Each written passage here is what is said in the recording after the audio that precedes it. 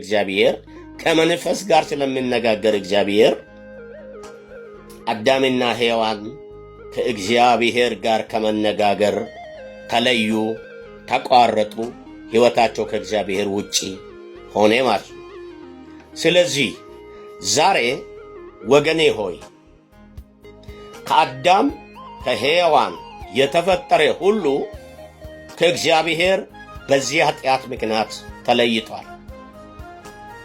በዚህ ኃጢአት ምክንያት ከእግዚአብሔር ያልተለየ ሰው የለም። ምክንያቱም የመጀመሪያ ወላጆቻችን አዳምና ሔዋን ስለሆኑ ሁሉም ሰው ከአዳምና ከሔዋን የተፈጠረ ሰው ስለሆነ የዚህ ኃጢአት ተገዢ ነው። የዚህ ኃጢአት ባሪያ ነው። በዚህ ኃጢአት ቀንበር ስር የወደቀ ነው ሰው ሁሉ። የተማረ ሰው ሊሆን ይችላል፣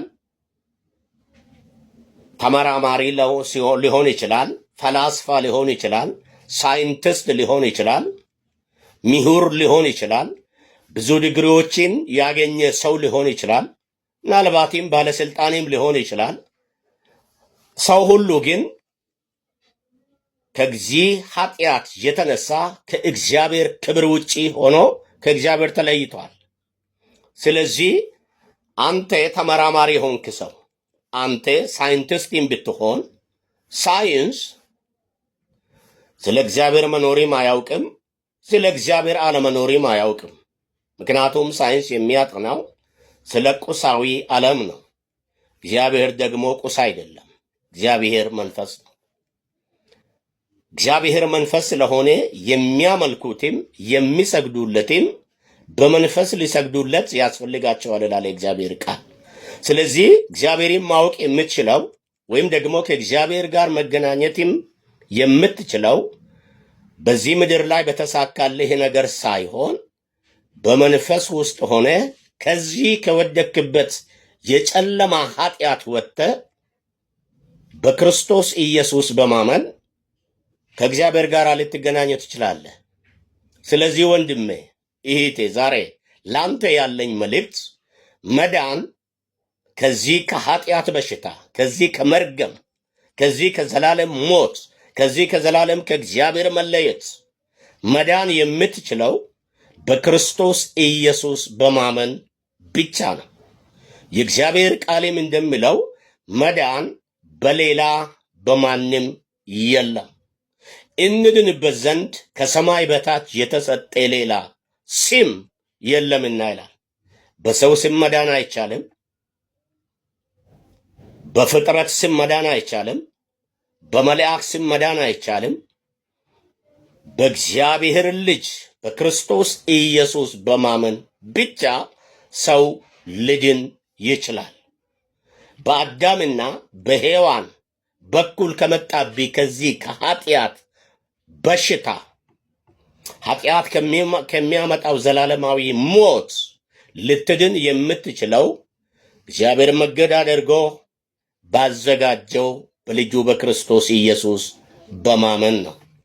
ስለዚህ ወንድሜ ይህን ድምፅ የምትሰማ ከዚህ በፊት ጌታ ኢየሱስ ክርስቶስን የግል ዳኛ አድርጌ ያልተቀበልክ፣ እግዚአብሔር መንገድ፣ እውነት፣ ሕይወት አድርጎ ወደ ምድር የላከውን ኢየሱስ ክርስቶስን ያልተቀበልክ ሰው ሆይ በኃጢአት ምክንያት ከእግዚአብሔር ተለይቴ እየኖርክ ያለ ሰው ነው። ከእግዚአብሔር ተለይቶ የሚኖር ወደ እግዚአብሔር መንግሥት ሊገባ አይችልም።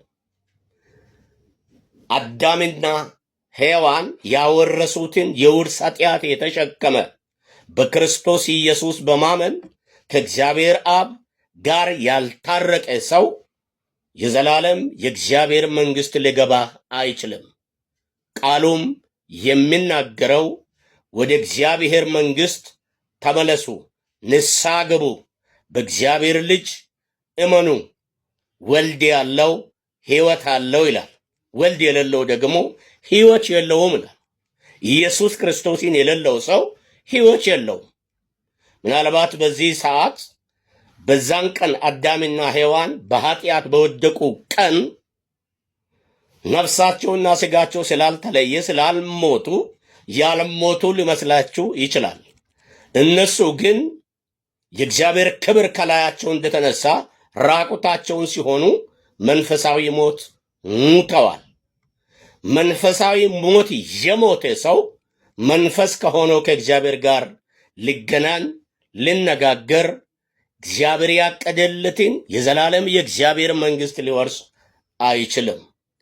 የእግዚአብሔርን መንግስት ሊወርስ የሚችለው ብቸኛ ከዚህ የኃጢአት መርገም መዳኛ አድርጎ እግዚአብሔር በላከው በልጁ በክርስቶስ ኢየሱስ በማመን ብቻ ነው። ክብር ለእግዚአብሔር ይሁን። ይህን ድምፅ የምትሰማ ይህን ድምፅ የምትሰሚ እህቴ፣ ወንድሜ ከዚህ በፊት ጌታ ኢየሱስ ክርስቶስን የግል ዳኛ አድርጌ ያልተቀበልሽ አሁን እግዚአብሔር እጁን ዘርግቶ ይጠብቀሃል።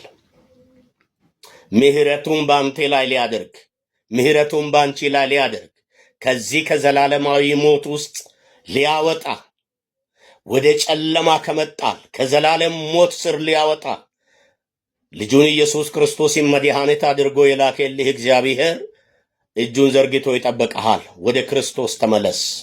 ክብር ለኢየሱስ ይሁን። ይህን ድምፅ የሰማችሁ ጌታ ኢየሱስ ክርስቶስን ከዚህ በፊት የግል ዳኛችሁ አድርጋችሁ ያልተቀበላችሁ ሰዎች ካላችሁ ከዚህ ቀጥሎ ያለውን ቃል ከኔ ጋር እንድትሉ በጌታ ፍቅር ጋብዛችኋለሁ።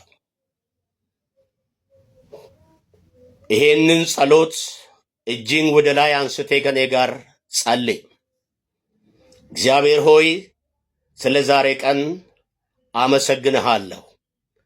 ዛሬ ይሄን እድል ስለሰጠኸኝ በክርስቶስ ኢየሱስ ስም ክብር ላንተ ይሁን። ልጅ ኢየሱስ ክርስቶስ በኔ ኃጢአት ምክንያት እንደ ሞቴ እንደ ተቀበረ በሶስተኛውም ቀን ከሞት እንደተነሳ አምናለሁ። በእርሱም አምናለሁ። ከዛሬ ጀምሮ ሰይጣንን፣ የሥጋን ሥራ፣ ዓለምን ክጃለሁ። ስሜን በሕይወት መዝገብ ላይ ጻፍልኝ። በአብ በወልድ በመንፈስ ቅዱስ አንድ አምላክ ስም አሜን። ክብር ለኢየሱስ ይሁን።